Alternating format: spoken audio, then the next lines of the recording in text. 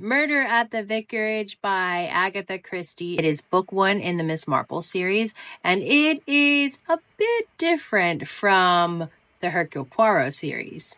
Let's dig into it. The story is narrated through the eyes of Reverend Leonard Clement, who is a local vicar of the town St. Mary Mead. Reverend Clement lives with his much younger wife, Griselda, and in their small home is where they happen to find the body of Colonel Protheroe, who is found in his study.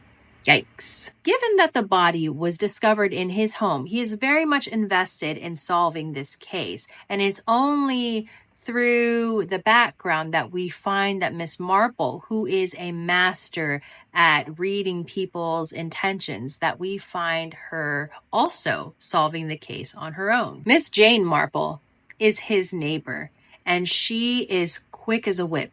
Unlike Hercule Poirot, she does not walk you through the case, and you do not get to see the genius working actively. You just sort of see her as a side character who happens to always be in places at the wrong time, or at the right time, maybe. Everyone in the story finds out that Colonel Protheroe's wife is having an affair, and the only person who's shocked appears to be the man who has now expired. His death causes a ruckus throughout this small town of St. Mary Mead, and everyone is up in arms and everyone is secretly guessing at who the culprit is. It seems in this book like we just go around in circles discussing things about people's past, and all the while we kind of lose focus on the whole center of the case. There are lots of red herrings in this book, and the only person who seemed to actually know what was going on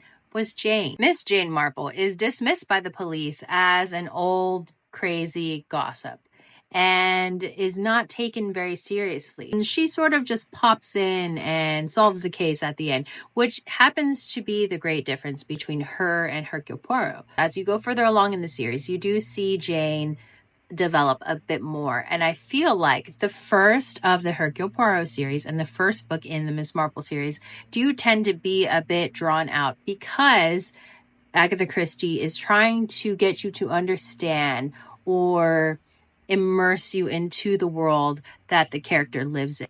I will say that the Miss Marple series is an exciting series as well. Although in my opinion, Hercule Poirot always wins. But that's a personal opinion. If you are a fan of Agatha Christie and want to wet your feet with Miss Marple, this is a book to start off with, being that it is the first book. Now, I will say with Miss Marple's books, you can actually skip around in the series and the books work well as standalone books. But it's best to start off with this one first, so that way you can kind of get a feel for how she solves mysteries. If you enjoy Agatha Christie novels or enjoy mysteries in general, this is a book that you may enjoy as well.